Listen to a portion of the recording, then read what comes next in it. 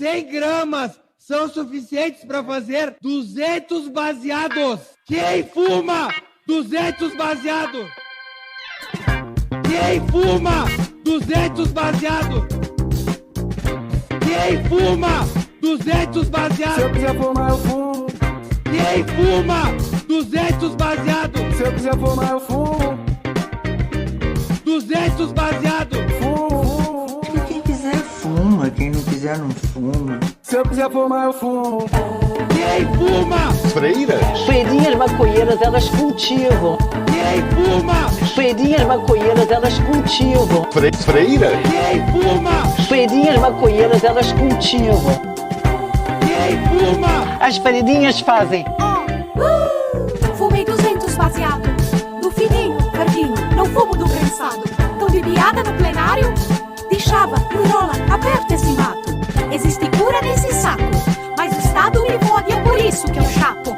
E eu vou rezando, deputado, para Santa Maria Joana dos 200 baseado. Você fuma ainda? Escondido no banheiro. Você fuma ainda? Escondido no banheiro. Quem fuma? Escondido no banheiro.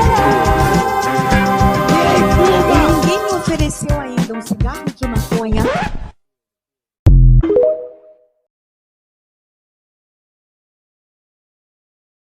De setembro, 7h01 da manhã, quem fuma? Pedro Falcão. 200 baseados. Quem fuma? Se você fuma 200 baseados, problema seu, né? Cada qual com os seus problemas, né? Se eu quiser fumar, eu fumo. É muito bom, né? Amanda Magalhães. Amanda Magalhães é uma atriz, artista, multi-instrumentista. Tá sempre fazendo algumas paródias aí. Aliás, quem quiser segui-la nas redes, ela tá por aí, né? Lá no Instagram, principalmente. Tudo bem com vocês, meus queridos e minhas queridas? Nós estamos ao vivo em todas as redes sociais. Facebook, Twitter, Twitch.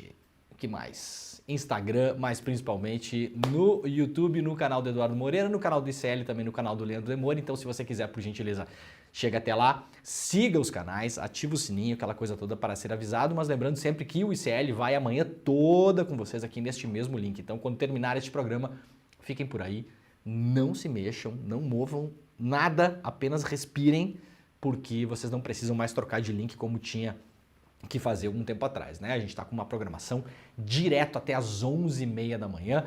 Este é o Desperta ICL ao vivo todos os dias às 7 horas da manhã. Para quem está chegando agora pela primeira vez, bom dia. O que nós fazemos aqui neste programa basicamente é ler notícia com vocês. E claro, a gente vai ler as notícias, vai dar o contexto também, vai deixá-los e deixá-las mais informados e mais espertos também, porque este programa serve para você também despertar, né? Isso aqui não é igreja, né, o Pedro Falcão?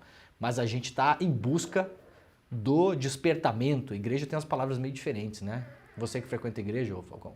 Sai fora. É despertamento? Não frequenta a igreja, Falcão? Não. Que absurdo, Pedro Falcão. Gente, bom dia para quem nos acompanha também pela TVT, TV aberta em São Paulo e na Grande São Paulo. Para quem não sabe, pode nos acompanhar pela TV aberta em São Paulo e na Grande São Paulo, também na Bahia, na TV Querimurê, e também pela rádio, né?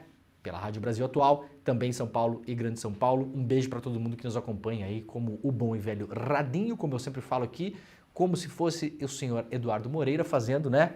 Segurando o seu fone para o seu fone não cair. Pode segurar por aí, a gente tenta ao máximo fazer também uma audiodescrição do que a gente mostra eventualmente na nossa tela aqui. Ontem o programa, que aliás foi um programa muito bom, ontem fizemos um programa muito bom.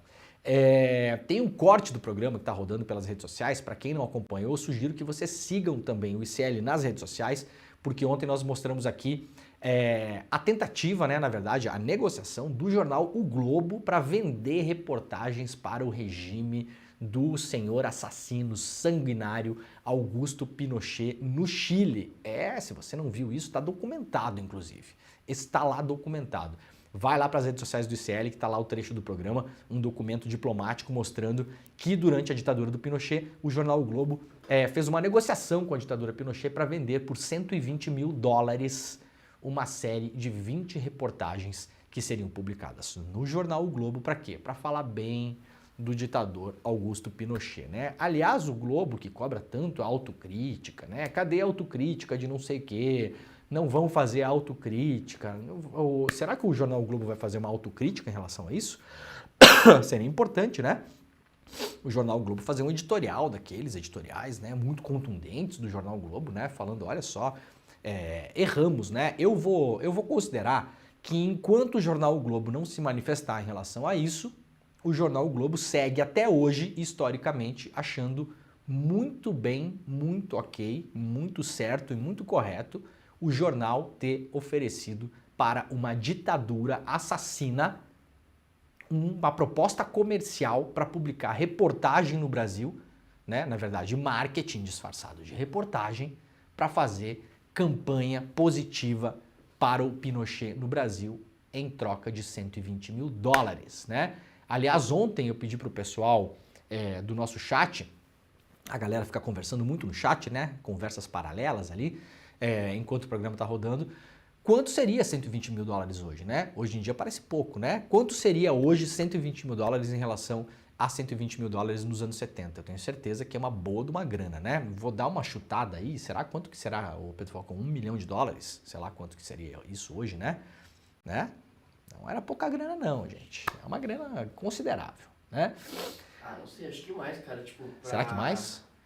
Deve ser mais, né? Colocar uma propaganda de governo. 20 reportagens. 20 reportagens? 20 reportagens. Cada uma custava tipo 6 mil dólares, mas se comprasse a pacoteira, né? Quem publica 20 reportagens? Se bem que Não, tem lá vem. Se bem que tem uma emissora aí que publicava de graça, né?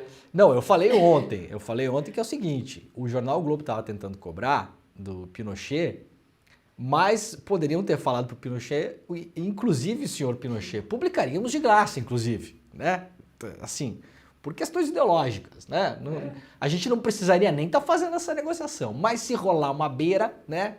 Se entrar um troco, é tanto melhor, né? É um negócio, né, o Pedro Falcão? É um negócio. Tá bom? Ai, ai. A imprensa brasileira, né? E seus cadáveres no armário, né? Gente, vamos lá então, ó. Notícia importante, começando o programa hoje aqui, falando do bolso de todo mundo, né? O programa de renegociação de dívidas do Desenrola do governo federal. Renegociação de dívidas de até 5 mil reais começam no fim do mês. Nós fizemos uma cobertura muito intensa sobre os programas de renegociação de dívida aqui no programa, né? Aliás, muita gente veio me agradecer, inclusive pessoalmente, né? Do que fico muito feliz, porque a mensagem está chegando nas pessoas. Eu fico extremamente feliz se alguém conseguiu renegociar uma dívida, por pequena que seja. Eu já falei isso no programa várias vezes, as pessoas se acostumam. Dívida é uma coisa que você acostuma, né?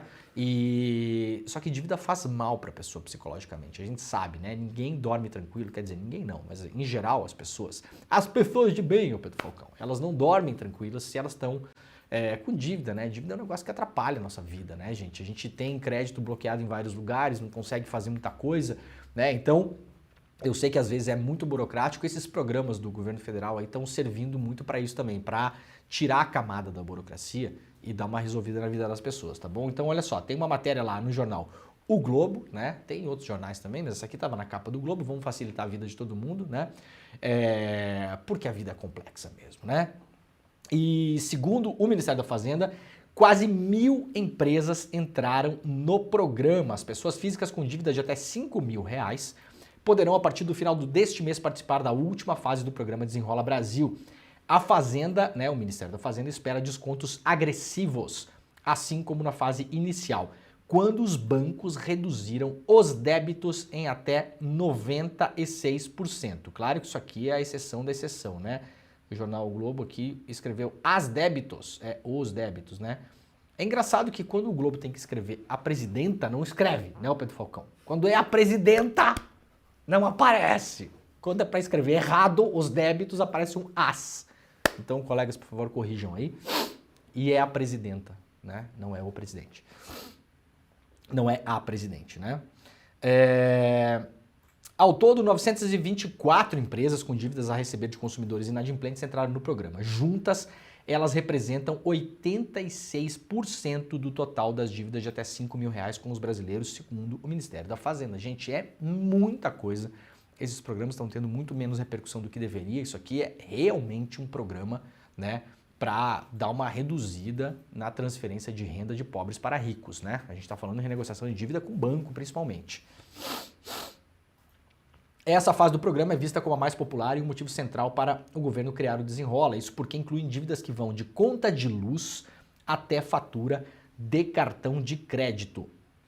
O público-alvo é bem específico, pessoas físicas com renda mensal igual ou inferior a 2 salários mínimos e também aqueles consumidores inscritos no CadÚnico, né, os programas sociais lá do governo federal.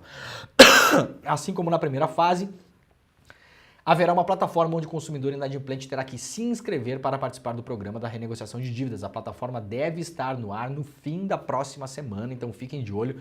Assim que a plataforma entrar no ar, eu vou comunicar todo mundo aqui no programa para a gente saber exatamente onde entrar. Além do desconto sobre o valor pago, o consumidor inadimplente poderá escolher entre pagar o valor restante à vista ou parcelado. Então você vai ter abatimento do que você deve e vai poder parcelar ainda o seu débito. O devedor poderá, com recursos próprios, ou firmar empréstimo com agente financeiro habilitado no programa para pagar a dívida. As dívidas poderão ser parceladas em até 60 meses. Não haverá necessidade de dar uma entrada, né? E os juros desse refinanciamento serão de 1,99% ao mês. Ainda é alto, tá bom? Parece pouco, mas um juro de 2% ao mês não é um juro barato não, né? Até porque é juro sobre juro, né? Então não é barato, mas obviamente se você está devendo no cartão de crédito, por exemplo, é um juro muito mais baixo do que os juros do cartão de crédito, tá bom? Então fiquem de olho nisso, eu vou avisar todo mundo aqui quando esse site do governo estiver no ar, tá bom? É um programa importante, então a gente fala aqui e fala mesmo, né? Ó, uma matéria importante lá do UOL também para todo mundo prestar atenção, né? O clima da eterna Black Friday nas farmácias brasileiras com remédios com mais de 50% de descontos o ano inteiro, segundo uma apuração do UOL, é enganoso. Os preços estão inflados e o desconto aplicado sobre eles é uma ficção. É como ganhar 50% de desconto sobre um preço que já é o dobro do real. A gente conhece, né, a Black Fraud, né, Pedro Falcão? Você sabe como é que funciona a Black Fraud? A Black Fraud é o seguinte, você está vendendo um produto a R$100 e aí vai começar a Black Friday. Aí você vai lá, aumenta o produto para 150 e depois dá um desconto de 50. Quando chega na Black Friday, o produto está custando 100 ainda, né? Não tem desconto real. Ou às vezes está mais caro do que estava antes, né? Só que fica lá o preço riscado com a etiquetinha. O UOL fez uma pesquisa em farmácias e constatou que vários produtos que estão sendo vendidos como se fossem produtos com desconto estão, na verdade, com o preço igual estavam antes ou maiores. Eu, obviamente, não vou ler todos aqui, tá bom? Mas o UOL dá vários exemplos aí de medicamentos que são muito consumidos no Brasil, né? Por exemplo, em 4 das maiores redes do país, a Losartana, que é um dos produtos que é usado para controlar a pressão, quem tem problema de pressão sabe, né? Que é um dos produtos mais vendidos no Brasil. Em 4 das maiores redes do país, o preço cheio desse genérico em agosto era de R$24. Agora, durante a Black Fraud, continua no mesmo valor. Só que tem a tarjinha lá e o negócio do desconto do lado. É falso, né? O preço está falsamente em desconto. Todas ofereciam descontos que variavam de 63% a 68%. Ao final, o produto custava de R$ 7,81 a R$ 9,05, tá? Então, ó, as farmácias não estão dando esses descontos de verdade porque os R$ 24,00 não são o preço real que considera os custos de compra da indústria. Então é isso que eu falei, a farmácia vai lá, aumenta o preço, dá um desconto falso e você parece que está se dando bem, né? Se dando bem não, está comprando remédio, né? Ninguém está se dando bem para comprar remédio, né? E na verdade é falso. Tem vários exemplos de várias farmácias aqui, ó. Ultra Farma, Farmácia Preço Popular, Drogaria São Paulo, que mais? Ultra Farma de novo, Pague Menos, Panvel, olha aqui, ó, drogarias Panvel, Drogazil, então várias farmácias que estão aí em todas as esquinas, né? O Brasil virou a República Federativa da Farmácia, né? Toda a esquina que a gente olha, eu toda vez que vejo um prédio uma casa antiga sendo demolida, eu já sei que vai ser construída ali, né, o Pedro Falcão, a farmácia. Não tenha dúvida disso. Ultrafarma, então tá tudo aqui, ó. Deem uma olhada lá na capa do UOL. A reportagem é da Amanda Rossi para vocês pegarem, inclusive, os preços para não cair no preço errado e para denunciar. Pode denunciar também, tá?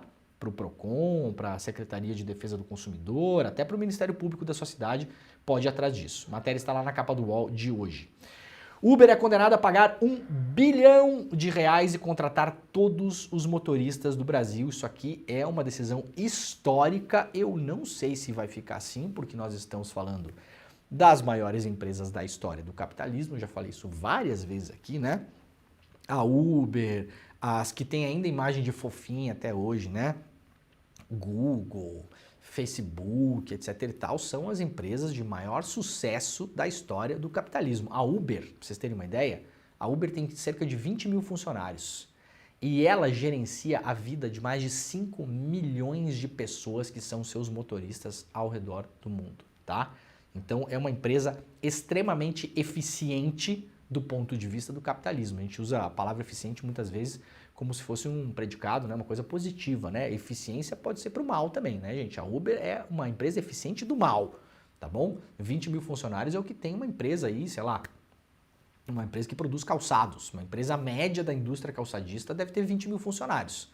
Parece muito, né? Nossa, gera 20 mil empregos. 20 mil empregos para gerenciar uma empresa do tamanho da Uber, gente, é nada. É absurdamente baixo o nível de empregabilidade dessas empresas. E agora, uma decisão no Brasil, a Uber foi condenada na quinta-feira a pagar uma indenização de R$1 bilhão e contratar formalmente todos os motoristas vinculados ao aplicativo. A decisão é do TRT2, Tribunal Regional do Trabalho da 2ª Região. A empresa informa, claro, que vai recorrer e não vai adotar nenhuma das medidas elencadas na sentença antes que todos os recursos cabíveis sejam esgotados. O que diz a sentença, a Justiça entendeu que a empresa se omitiu em relação a obrigações ao não contratar motoristas. Para Maurício Pereira Simões, o juiz da vara, né? A Uber realizou atos planejados para não cumprir a legislação do trabalho. O TRT2 determina que 10% do valor da multa seja encaminhado para associações de motoristas por aplicativos. A maior parte da indenização vai para o Fundo de Amparo ao Trabalhador. Para o magistrado, o valor cobrado da Uber é irrisório. Simões considerou que a empresa faturou 76 bilhões de reais com mais de 6 bilhões de viagens realizadas no Brasil entre 2014 e 2021, estimando uma arrecadação total de 100 bilhões da companhia só no Brasil, hein? Só no Brasil. Isso aqui não é no mundo não, tá bom? Só no Brasil. A arrecadação estimada pelo juiz de 2014 a 2021 do Uber foi de 100 bi. O valor da multa, portanto, essa matemática é fácil de fazer, né? 1% do que o Uber arrecadou no Brasil durante o período. Mesmo assim, obviamente, a Uber vai espernear. Eu não sei se isso aqui vai se manter em pé, tá? Veremos o que vai acontecer. Agora, eu tenho ouvido cada vez mais motoristas de Uber. Até essa semana eu fui pegar um Uber. Eu uso a Uber só em casos de extrema necessidade. Essa semana eu tive que usar. E aí, o motorista pediu se eu podia... na Uber tem como você dar uma gorjeta pro motorista, né? Dar um dinheiro a mais. Ele falou, cara, você pode pagar X a mais aqui para essa corrida e tal. Eu falei, posso, tudo bem, não tem problema nenhum, né? Vamos lá. A gente acertou ali pelo aplicativo, beleza, e depois eu fiz a gorjeta. Aí o cara fez uma corrida para mim, uma cidade que não era uma cidade muito grande, mas uma corrida do hotel até o aeroporto. Ele falou para mim, sabe quanto é que eu vou ganhar nessa corrida que eu tô te levando para o aeroporto? R$9. 9 mangos, tá? E aí falou, cara, isso aqui virou... os caras fizeram uma imensa ratoeira. O que eles fizeram no começo para captar motoristas? Você recebia no seu aplicativo mensagens. Faça 20 corridas hoje e ganhe R$500 de bônus, né? Ou faça X corridas na semana e ganhe R$1.000 de bônus. Então você foi jogando gente lá para dentro. O que aconteceu? Matou a concorrência também. No Brasil tinha outras empresas que faziam, né? Agora tem algumas regionais que estão rodando, né? Mas no Brasil eu me lembro que numa determinada época eu usava a Cabify, que era uma empresa que não roda mais no Brasil, então posso falar o nome seguramente, porque os motoristas me diziam que a Cabify pagava melhor. Aí eu, beleza, vou usar a Cabify. Agora os motoristas estão falando que tem outras empresas que pagam melhor, aí eu estou baixando esses outros aplicativos para ver como funciona também. Então, assim, realmente espremeu essa galera, né? E essa galera se encontra agora, muitos dos motoristas, com um carro financiado que a pessoa pegou para rodar na Uber, não tem saída, não tem o que fazer. E a gente viu essa semana, inclusive, um bilionário aí, a gente não rodou esse vídeo, vou rodar na segunda-feira, reforçando a ideia de que para o mercado, para esse mercado de uberização da economia, de plataformas, né, o mundo precisa aumentar o desemprego. O desemprego estando muito baixo é ruim para os negócios. Então, claramente, a gente vê uma grande força aí para manter as pessoas desempregadas, para que elas tenham que recorrer para Uber, para iFood, para não sei o que, né? Então, eu não sei se isso aqui vai se manter, mas é uma decisão importante. Vamos lá, seguindo aqui, Bradesco acusa Americanas de fazer chicana para proteger acionistas. A petição enviada nesta quarta-feira à Justiça de São Paulo, o Bradesco acusa as Americanas de fazer a mais pura chicana. O que é chicano, Pedro Falcão? Chicana é bagunça, né? Acho que eles tinham escrito errado, era tipo gincana. Não é gincana, eu também achava uma época assim. Mas depois eu fui tirar saber, como dizia minha avó, fui lá tirar saber, daí eu aprendi. Para impedir o banco de ter acesso aos documentos e comunicações de diretores e acionistas da varejista, o pedido é para que a Justiça libere o andamento de um pedido de produção de provas ajuizado pelo Bradesco contra as Americanas para descobrir os responsáveis pelo rombo de 20 bilhões nas contas da varejista. Tá errado, esse número aqui não é 20, passou de 40 e esse número tá errado faz tempo, viu, o UOL? Vamos dar uma acordada aí, tá? A não ser que alguma coisa tenha mudado da semana passada para essa, esse número de 20 bilhões que aparece na matéria é o número que apareceu na primeira semana da fraude das Americanas. Depois já se constatou outra coisa, inclusive a própria empresa admitindo. Passa de 40, né? O processo foi suspenso na quarta-feira pela juíza Andréa Galhardo Palma, a pedido das Americanas. Segundo ela, é preciso apurar melhor as relações entre o escritório VAR de Advogados, que representa o Bradesco nesse caso, e a Kroll, empresa de auditoria e investigações corporativas que atua como perita do caso. Para o Bradesco, o pedido de suspensão foi uma tentativa desleal das Americanas de tumultuar o processo e proteger os acionistas de referência da empresa. Jorge Paulo Lemann, Marcel Teles e Carlos Alberto Sicupira. Para vocês entenderem rapidamente, o Bradesco está movendo uma ação contra as Americanas porque o Bradesco tem até agora, né, empréstimos feitos pelas Americanas. Esses empréstimos com os bancos, por enquanto, estão congelados, as Americanas não vai pagar por enquanto, está tentando renegociar, porque o caixa das Americanas era uma fraude, como nós vimos, né? E as Americanas estão tentando ter acesso às comunicações dos executivos e também dos acionistas de referência, que eram os antigos controladores, os 3 bilionários, né, famosos, né, brasileiros, né? O senhor Lemann, o senhor Teles e o senhor Sicupira. Isso é briga de gente grande, tá bom, gente? De bancas, de escritórios, de advocacia. Isso aqui é uma briga bilionária que envolve grana mesmo, grossa. Aliás, quando eu falo, eu vou falar uma coisa rapidinho aqui para vocês entenderem como as coisas andam, né? Rolou na semana passada, e tá rolando ainda nas redes sociais, lá no micro-universo do Twitter, a grande polêmica que é o movimento negro do Brasil querer influenciar a escolha do presidente Lula para colocar uma ministra negra no STF, né? Aparentemente, uma parte da esquerda brasileira, eu não vou generalizar porque realmente é uma parte pequena, mas é uma parte barulhenta que conta inclusive com influenciadores, jornalistas e gente que tem alguma influência na esquerda aí. Aparentemente é um grande problema o movimento negro fazer, né, pleitear uma ministra negra no STF, né? Foram atrás assim da capivara de todo mundo que está envolvido nessa campanha, porque estão falando que é financiamento internacional, que tem envolvimento da CIA, que é interesse dos globalistas, que é a coisa do imperialismo, aquela coisa toda. Ou seja, carimbaram, tentaram na verdade, né, porque as pessoas não vão deixar isso acontecer e eu tô nesse bolo, né, que não vou deixar acontecer no que depender de mim. Tentaram carimbar na testa do movimento negro como sendo um grande movimento de lobby para fazer uma pressão obscura, né, com interesses econômicos e geopolíticos variados para colocar uma ministra negra no STF. Gente, não tem a ver diretamente com esse caso aqui, mas vocês entendem o nível de pressão que tem, que não está no Twitter, de grupos de pressão, de grandes bancas, de grandes setores da economia, de setores políticos organizados, para escolher o próximo ministro do STF? Por quê? Porque casos como esse podem chegar lá. Então, tudo que se fala em relação ao movimento negro se cala em relação ao grande movimento identitário do planeta, né? Que é o movimento branco, né? O maior movimento identitário do mundo é o movimento branco, né? Então tem parte da esquerda brasileira, inclusive, jogando lama em cima da campanha, da tentativa de influenciar o Lula em colocar uma ministra negra no STF, taxando isso de lobby, de grupos de pressão, de interesses obscuros, e estão todos caladinhos em relação ao lobby, que também é feito, só que não está no Twitter, não tem um paspalho lá do Twitter falando isso. Esse lobby é feito de outra maneira, é feito à moda antiga, né? Como faziam os homens das cavernas, né? Pra gente fazer uma brincadeira aqui. Para colocar pessoas, para escolher pessoas para o STF, que eventualmente no futuro vão responder a esse tipo de causa aqui.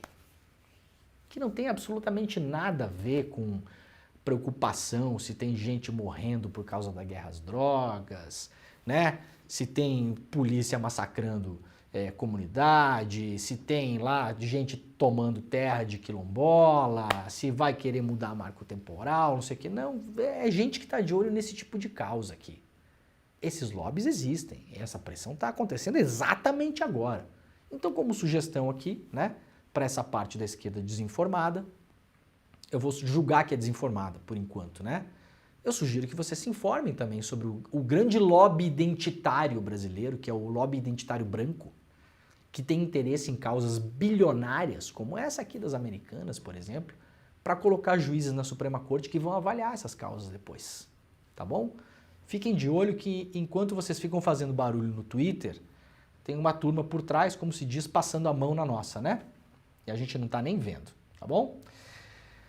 Lula embarca nessa sexta-feira para Cuba para discutir a agenda de nações emergentes. O presidente Luiz Inácio Lula da Silva embarca nessa sexta-feira para Havana, onde participará de uma reunião de líderes do G77, grupo formado por 134 nações em desenvolvimento. Convidada, a China enviará um representante para o encontro que, na visão do governo brasileiro, ajudará a resgatar a agenda do Sul global. No sábado, Lula fará um discurso voltado para as reivindicações dos países em desenvolvimento. São exemplos a maior participação do Conselho de Segurança da ONU, a renegociação de dívidas com o FMI, e o presidente também deverá fazer críticas aos países ricos. Olha aqui os países ricos. O Globo tá difícil hoje, hein? Países ricos. Se bem que são países riscos também, né? Riscos para as democracias do mundo todo, né? Não terem cumprido o compromisso para combater o aquecimento global. A agenda de Lula também prevê uma reunião bilateral com o presidente de Cuba, Miguel Díaz-Canel. O país caribenho passa por uma grave crise de abastecimento de itens básicos, como alimentos, remédios e energia. Porém, como deve 520 milhões ao Brasil, está impedido de receber recursos de instituições como o BNDES. Faltou o jornal o Globo falar por que é que o país passa por uma crise de desabastecimento, né? Porque tem um negocinho chamado embargo econômico contra Cuba, perpetrado pelos Estados Unidos há 50 anos, né? Por isso, basicamente, né? Tem o gigante irmão do norte ali pressionando a minúscula ilha, né? Até que ela imploda, né? Faltou dar o contexto, é importante, né? Senão parece que é culpa do comunismo, né, o Pedro Falcão, né? Ai, olha aí, no comunismo não tem papel higiênico. Por que não tem papel higiênico em Cuba, né? Lula embarcará para Nova York no domingo, onde ficará até o dia 21. No dia 19, o presidente brasileiro fará um discurso. No dia 19, porra, o Globo, o pessoal tava apressado, né? No dia 19. Isso aqui é a matéria do jogo dos 7 erros, né? A matéria importante, a informação importante que era para estar ali do negócio do embargo não tá. Mas de 3 parágrafos tem 3 coisas erradas já. Foram os 200 baseados. Quem fuma? 200.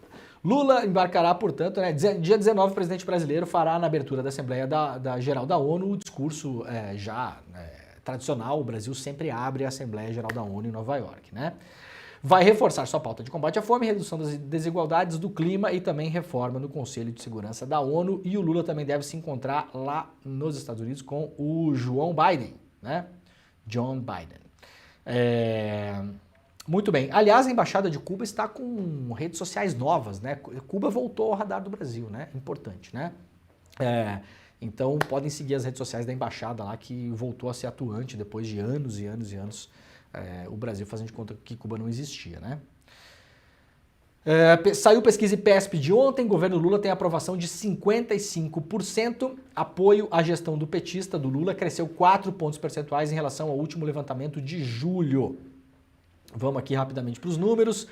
O Lula tem aprovação maior entre moradores do Nordeste, 65%, brasileiros que possuem até um ensino fundamental, 60%, aqueles com renda de até 2 salários mínimos, 59%, mulheres, 59%, e pessoas entre 25 e 44 anos, 59%. Portanto, as pessoas que mais apoiam o Lula nesse corte aí demográfico, né, da pesquisa IPESP, são mulheres, jovens, pobres ou de classe média baixa que vivem no Nordeste. Muito obrigado, viu, gente? Muito obrigado, né? Se você quiser agradecer alguém na sexta-feira, hoje, então, ô Pedro Falcão, você tem que agradecer a essas mulheres, tá bom?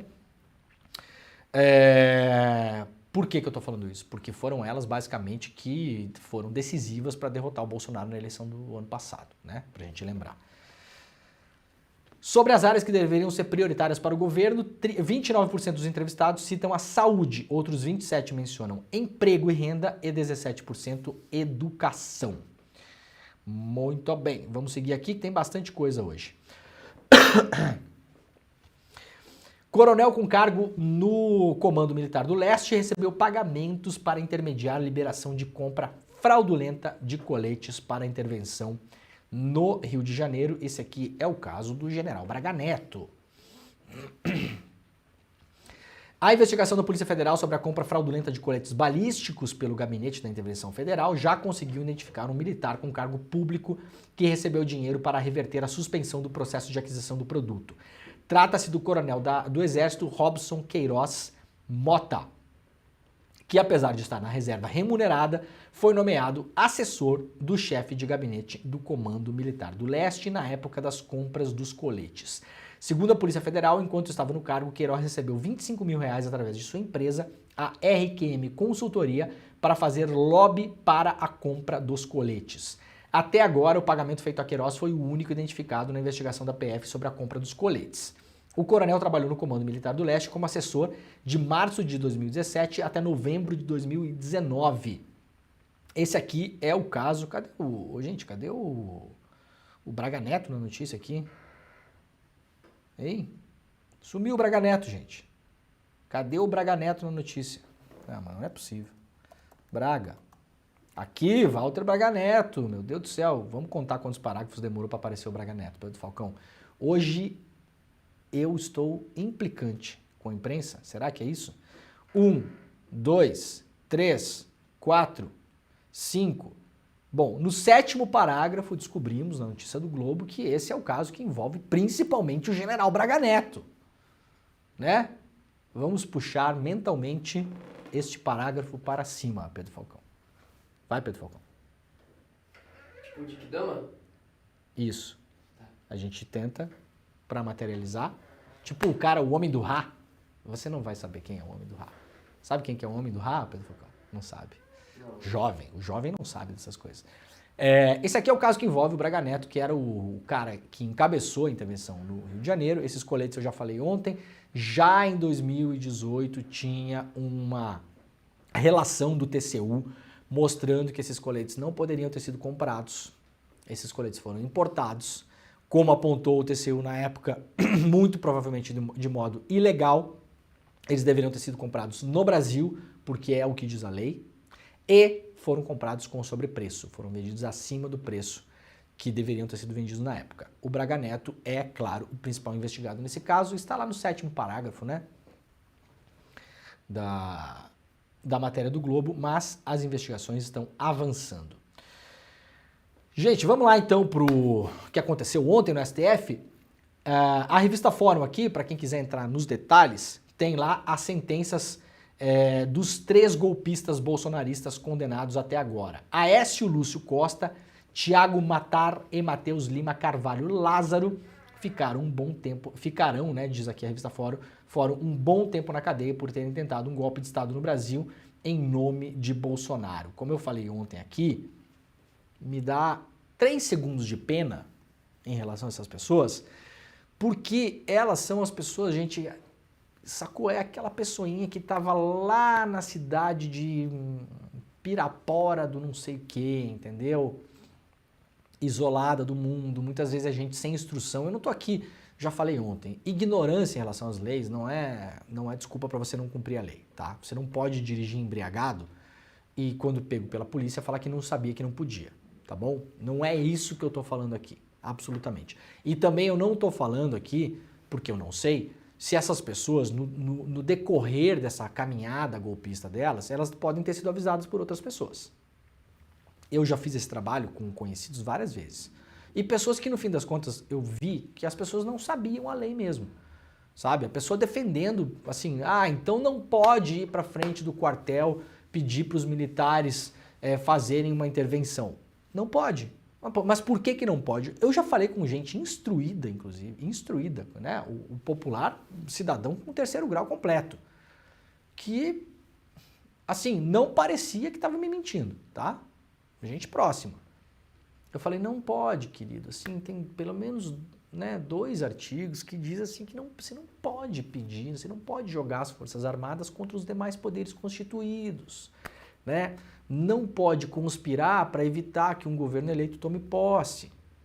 Não pode conspirar e agir para paralisar as instituições, né? Não pode tentar abolir o Estado Democrático. As pessoas realmente, tem gente que não sabe disso, gente. Tem gente que acha que é beleza fazer isso. E foram também influenciadas pelo Bolsonaro nos últimos anos, que instrumentalizou a tal da bandeira da liberdade de expressão. Então isso aí é liberdade de expressão, você pode, né? Aí eu explico para a pessoa, não, veja bem, eu posso ir na frente da sua casa e ameaçar você de morte? Não pode. Por que não pode? Não é a minha liberdade de expressão? Falar, você, não sei o quê, né? E amanhã eu vou aparecer aqui, a minha liberdade de expressão. Não posso fazer isso? Não posso falar o que eu quero? Não, mas aí você está ameaçando de morte. Pois é, então assim, a liberdade de expressão ela tem um certo limite, não concordamos? Concordamos. Então as pessoas aos poucos elas entendem. Eu não descarto a possibilidade de que essas pessoas são simplesmente ignorantes, elas não sabiam. Elas realmente foram ali lobotomizadas, instrumentalizadas por essa extrema-direita que a gente tem no Brasil, fizeram uso excessivo e sem o devido conhecimento de redes sociais, que eu venho falando isso há 1000 anos, não só eu, mas muitas pessoas. A gente precisa colocar no currículo escolar das escolas, para as crianças desde cedo entenderem o que é uma rede social, como funciona um algoritmo, como é o fluxo de informação, como as informações são produzidas, o que é imprensa, como uma notícia é feita, isso tudo. Isso deveria ser matéria de escola. Infelizmente no Brasil não é. Em vários países do mundo é. As pessoas na escola aprendem o que é uma notícia, o que é um fato, o que é um boato, como funciona um algoritmo, como as redes sociais distribuem notícia, tudo isso. No Brasil a gente não tem. Então há aí uma ponta de escape de dizer essas pessoas são, no fundo, ignorantes, coitadas. Foram manipuladas, coitadas. Mas claro, você pode ser manipulado para cometer um crime. E quando você comete, você vai responder por ele. Ignorância não é desculpa, né? Agora, é um exemplo o que o STF está fazendo. É um exemplo. Ao contrário dos 2 ministros do Bolsonaro que estão lá, que eu não vou nem falar o nome para não estragar nossa sexta-feira, né? Que não viram nada demais. Aqueles 2 caras ali são os inconsequentes. Porque eles não entendem, ou não querem entender, ou entendem muito bem, que se não houver punição exemplar aqui e agora em relação ao que aconteceu no Brasil em janeiro, isso vai se repetir. A história nos ensina. Nos Estados Unidos, as primeiras condenações em relação à tentativa de golpe lá também, invasão do Capitólio, já saíram. O cara mais proeminente lá, que era ligado a um grupo lá de extrema-direita, pegou 22 anos. Aqui no Brasil os caras estão pegando 15, 17. Tá em linha com tentativa de golpe de Estado. Então eu tenho pena desses caras por 1 minuto pra gente só fazer essa explicação aqui, até porque o negócio não tem que ficar só neles, né? Agora a gente vai ver a coisa subir pros financiadores e pro Capitão Mor, né, o Pedro Falcão. Não, sabe o que ficou triste mesmo? É que eles falavam fechados com o Bolsonaro. Mas ele tá aí livre, pô. Não. Isso é verdade, mas primeiro eles foram fechados e depois a gente espera que fechem o Bolsonaro, né? Aí eles vão poder ficar fechados com o Bolsonaro. Se bem que esses caras, né, coitados, vão ser jogados lá na cadeia, não sei da onde, né? O Bolsonaro, né? O Bolsonaro quando for preso, tá igual o Cid quando foi preso, né? Fazia Cooper, assistia televisão, né? Há presos e presos no Brasil, né? Então só pra gente fazer ponderação, né? Porque, apesar de serem criminosos, e agora a gente já pode falar isso tranquilamente, porque já estão condenados, então são criminosos, condenados, vão cumprir pena, mas a gente tem que levar em consideração como essas pessoas foram também cooptadas pela extrema-direita, foram, né, aliciadas pela produção falsa de notícias, pelo algoritmo, pelas redes sociais que não são reguladas no Brasil, porque o PL 2630 acabou que não passou, então não há regulação. Vejam só vocês a gravidade da coisa. Como eu venho alertando aqui, esses caras foram condenados, ficaram presos. O que acontece com as grandes redes sociais, as plataformas, as empresas de tecnologia que se associaram à extrema-direita para ganhar dinheiro, e eu falo isso sem nenhum medo de errar. A partir do momento em que o YouTube ganha dinheiro com a programação da Jovem Pan, o YouTube está se associando à Jovem Pan em uma empreitada financeira para ganhar dinheiro com informação falsa sobre cloroquina, sobre golpe de Estado, incitação dos militares, tudo isso. Tudo que a Jovem Pan fez nos últimos anos, e não só ela, foi veiculado nas grandes plataformas de tecnologia. Agora, essas pessoas estão condenadas, a Jovem Pan está sendo investigada, possivelmente não será fechada, eu duvido, mas possivelmente vai tomar uma multa grande, né, por ter feito o que fez. E o que acontecerá com as plataformas que veicularam e ganharam dinheiro com essa história toda? Gente, parte dessas pessoas que serão condenadas pelo STF estavam fazendo live no YouTube e no Facebook no momento da invasão. Essas lives são remuneradas. O Facebook, quando faz uma live no dia da invasão da Praça dos Três Poderes, o Facebook ele veicula propaganda nesse vídeo. O Facebook ganha dinheiro diretamente da transmissão de uma tentativa de golpe de Estado. O que é que acontecerá com o Facebook nesse caso? Absolutamente nada. O Brasil é o paraíso dessas mega corporações de tecnologia. Porque não passamos uma lei para regulá-las. E vou falar de novo, inclusive com o apoio de uma certa esquerda aí, né? Veículos de esquerda, aquela coisa toda, que tem contrato com o Google, que ganha dinheiro aqui, que ganha dinheiro lá. E colocou os seus interesses financeiros na frente dos interesses da sociedade brasileira. Para a gente não esquecer disso. Se por acaso um dia voltarmos a discutir a sério o PL 2630, o tal do PL das fake news, né? Que de fake news não tem nada, eu vou voltar a falar nesse tema. Com alguma contundência, inclusive, tá bom? Antes da gente ir para cá, vamos lá botar os vídeos, né, Pedro Falcão? Temos alguns vídeos muito rapidamente para colocar. O primeiro vídeo que temos é o vídeo do advogado, um dos advogados. Aliás, eu não sei onde é que os caras acharam esses advogados deles aí, né? Tem cada advogado que apareceu ali. Inicialmente, essas pessoas estavam sendo defendidas pela Defensoria Pública e, em algum momento do processo, esses advogados apareceram. Aliás, não apareceram para defender os réus.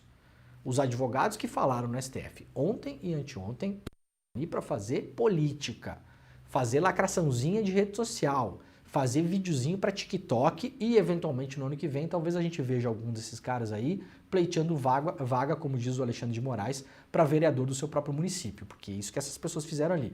Ontem, primeiro, um advogado confundiu o Pequeno Príncipe com o príncipe, né? Antoine de Exupéry, Pequeno Príncipe. O menininho que mora no planetinha, que tem que limpar o vulcão e que tem que podar as arvorezinhas. Entendeu? Pequeno Príncipe. O outro, o príncipe do Maquiavel, né? O pensador que encorajava e que treinava. O Maquiavel era coach de reis, né? Se fosse hoje, o Maquiavel ia ser coach e ia estar vendendo curso no Instagram, né? O Maquiavel era o coach, né, dos reis da época, que dava as dicas lá de como o rei deveria levar o seu reinado, né? Aí o advogado fez essa fala ontem aqui no STF. Diz o Pequeno Príncipe, os fins justificam os meios e podemos passar por cima de todos. Maquiavel, os fins justificam os meios. Diz o Pequeno Príncipe, os fins justificam os meios e podemos passar por cima de todos. Maquiavel, os fins justificam os meios. Diz o Pequeno Príncipe, os fins justificam os meios e podemos passar por cima de todos. Maquiavel, os fins justificam os meios. Ai, ai, é sensacional, né? É espetacular, né? Diz o Pequeno Príncipe, os fins justificam os meios. Tem tanta frase bonita do Pequeno Príncipe e o cara escolheu uma que ele não falou. E aí, em tese, deveria ter sido o que o Maquiavel falou. Mas o Maquiavel também não fala isso. Isso é uma leitura errada do Príncipe. Quem não leu, leia. O Príncipe é um livrinho desse tamanho assim, ó. É moleza de ler. Não existe essa frase no Príncipe do Maquiavel. Os fins justificam os meios. Não desse modo como é colocado. Não existe. Isso é um dilema moral que o Maquiavel coloca, na verdade, né? É uma questão filosófica. Quem assistiu a aula da Marilena Chauí, aliás, no ICL, sabe e vai saber interpretar isso. E aí o Xandão deu uma resposta, né? Vamos lá, Xandão.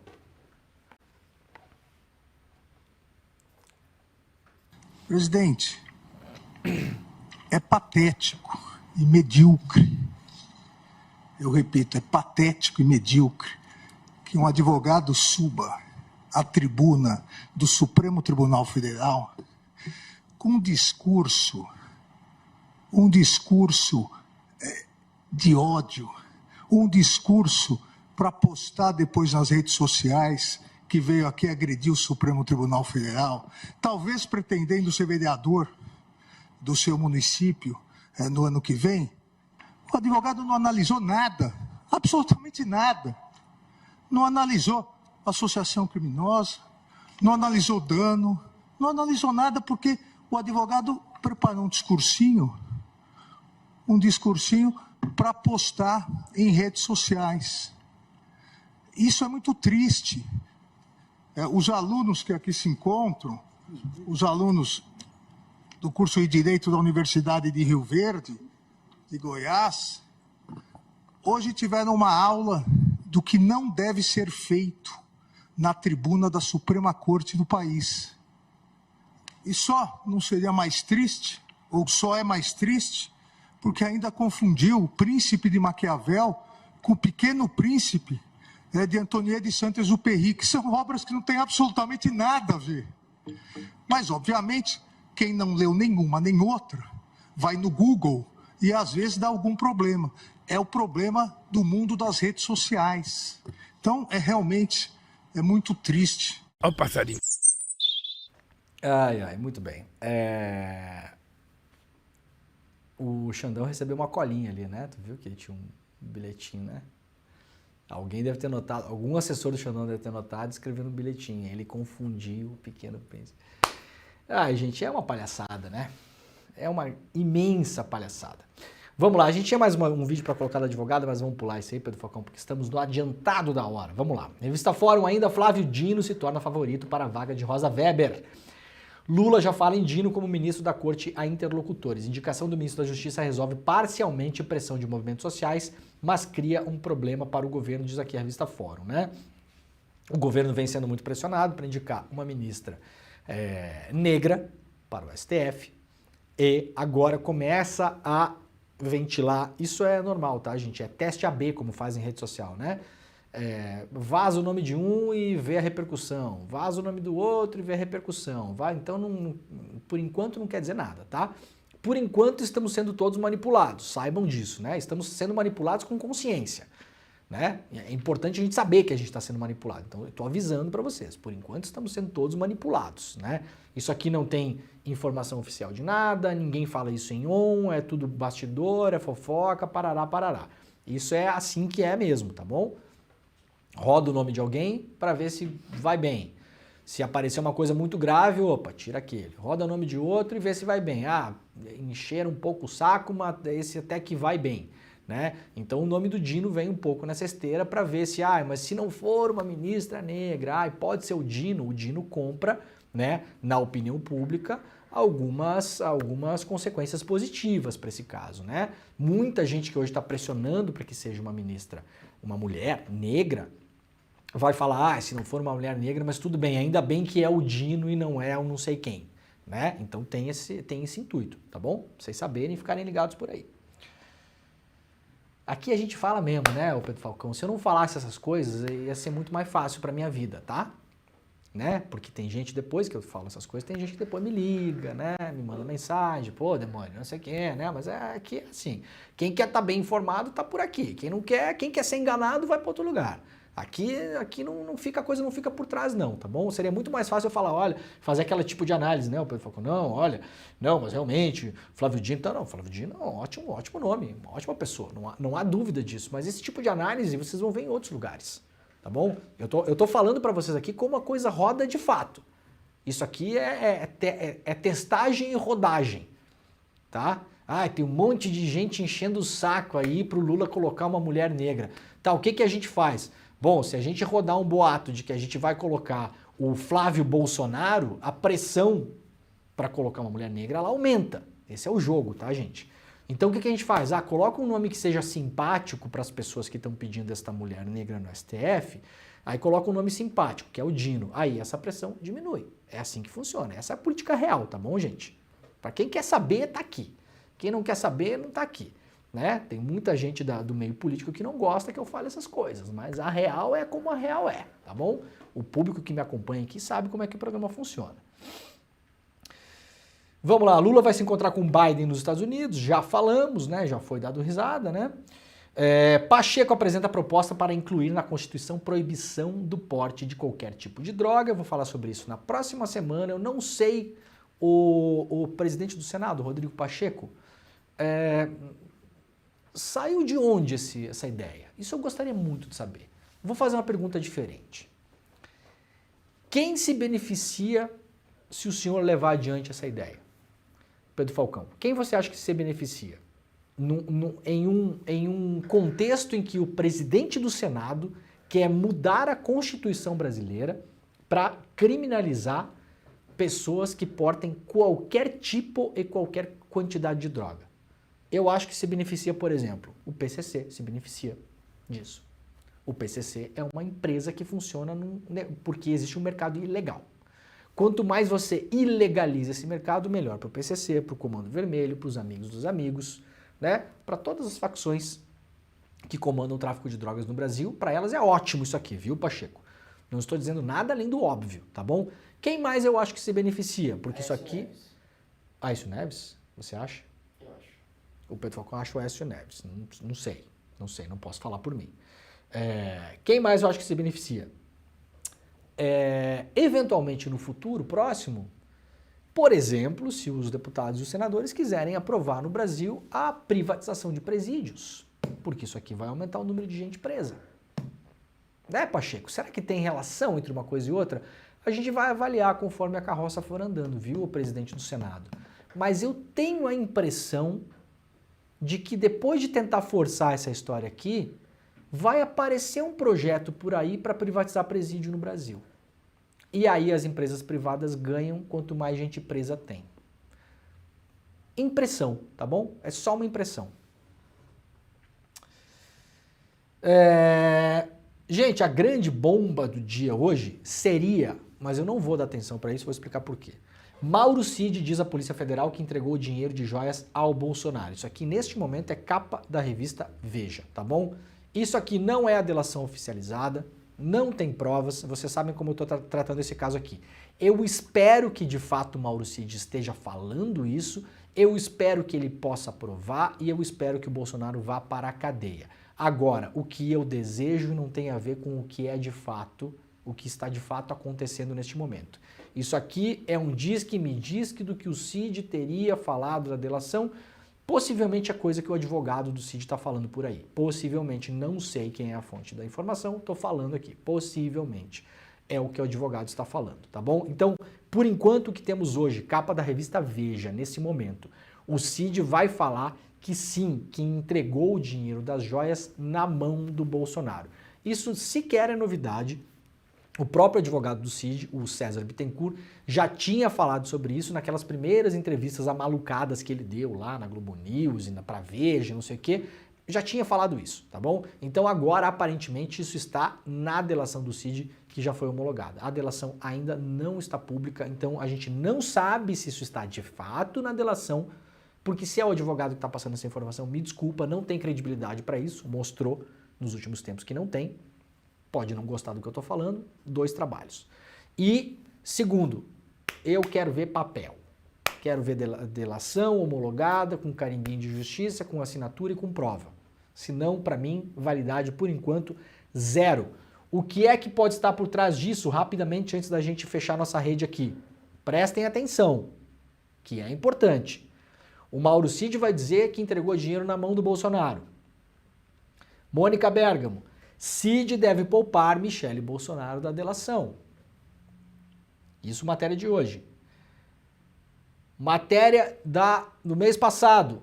Valor do Rolex foi para Bolsonaro ou para Michele, diz o advogado. Então, um mês atrás, o dinheiro poderia ter ido para Michele. Agora já não tem mais Michele no caso. Atenção aos movimentos. Eu falei ontem, delator pode mentir e omitir. Quem disse que não? Pode mentir e omitir. Um mês atrás, o dinheiro poderia ter ido para Michele. Agora não tem mais Michele na delação. O Cid vai poupar a Michele, diz a Mônica Bergamo. E aí, o que é que temos pela frente? PL vê Bolsonaro perto de ficar inelegível, antes da inelegibilidade, ficou de fato e aposta em Michele, mesmo com o caso das joias. O que é que pode estar acontecendo aqui? Já está óbvio para todo mundo. O Bolsonaro não tem mais salvação. Está inelegível e está muito enroscado em vários casos na justiça. Agora o Cid pode poupar a Michele e a eleição acontece daqui a 3 anos. Então fiquem de olho. Delator não pode mentir. Sim, gente, delator pode mentir e omitir. Atenção no que está sendo armado com essa delação do Mauro Cid. Eu não estou falando que a Polícia Federal está armando nada, nem nada. Estou falando o seguinte, o delator vai contar a história que convém para ele. Ele vai entregar o suficiente para fechar uma delação e ponto. E ponto. Tá bom? A gente acorda cedo, né, Pedro Falcão? A gente tá ligado no que tá rolando aqui. Ó, rapidamente, antes de fechar a nossa rede, dia 28, atenção aqui, ó, dia 28, às 8 horas da noite, uma super palestra do ICL, mais uma, né, com a Monja Cohen, como lidar com a ansiedade e o estresse. O link para você se inscrever, icl.com.br/desperta. icl.com.br/desperta, uma palestra gratuita, ao vivo, aberta para todo mundo. Não é uma aula, não é nada que seja muito, que você tem que fazer anotações específicas. Não, você pode mandar para sua mãe, para sua avózinha, para o seu vozinho, para sua tia, para o seu filho, para sua filha, pode ser, sabe, molecada de 12, 13, 14 anos, até qualquer pessoa, porque de fato é uma palestra da Monja Cohen, ao vivo e exclusivo no ICL, dia 28, inscrições gratuitas, icl.com.br/desperta. Muito obrigado a quem nos acompanhou pela TVT, pela TV Quirimurê e também pela Rádio Brasil Atual. Até segunda-feira. Tchau, gente. Muito bem, galera, estamos terminando o programa de hoje. Muito obrigado a todo mundo que esteve por aí.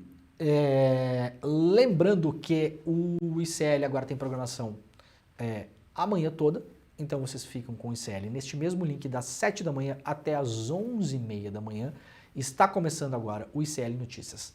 Primeira edição com todas as principais notícias, muitas coisas que a gente já esquentou vocês aqui, já deu a partida inicial, agora serão comentadas a fundo lá no N1, tá bom? Hoje com o Eduardo Moreira, estará presente o Eduardo Moreira. Eu já sei inclusive sobre o que Eduardo Moreira falará, mas eu não vou dizer aqui. Não vou dizer. Vocês têm que assistir o N1 que está começando agora. Assistam, porque é importante e é impactante de fato, tá bom? Tem a ver com uma coisa que a gente falou hoje no programa aqui, mas eu não vou falar qual é, tá bom? Mas é revelador. Vai ajudar a gente a terminar sexta-feira com a cabeça um pouco mais aberta também, que é muito objetivo do ICL, né? A gente não fica dando só notícia aqui, a gente fica ajudando todo mundo a ser um pouco mais ligado no que está rolando no Brasil e no mundo, tá bom, gente? Muito obrigado. Segunda-feira estaremos de volta.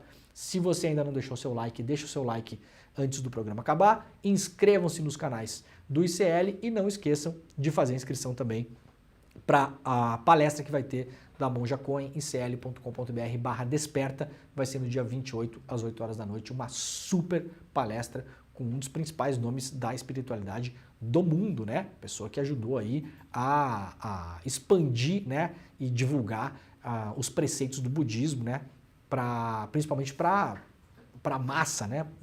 Fazendo um excelente uso das redes sociais. Tá bom? É isso. Muito obrigado. Tchau.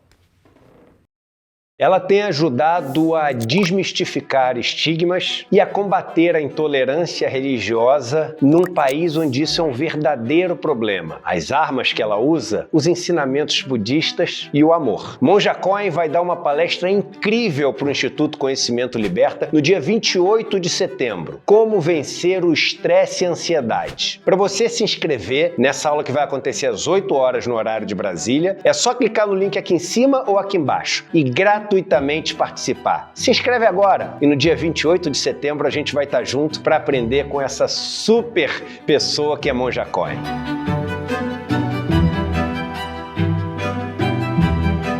Pessoal, eu gostaria de convidá-los para assistir o curso Sociologia para Compreender o Brasil, onde eu faço uma análise dos grandes pensadores brasileiros e dou a minha própria opinião a partir não só do estudo de vários autores e pensadores ocidentais, mas também a partir de pesquisas empíricas que eu fiz com todas as classes sociais brasileiras, né? Então, um material não só reflexivo, mas empírico também. E por conta disso eu iria ficar muito contente se vocês assistissem. Eu acho que é muito importante para que a gente possa compreender o país de um modo democrático e alternativo à forma elitista como ele é compreendido até hoje. Eu conto com vocês lá. Um grande abraço a cada um de vocês.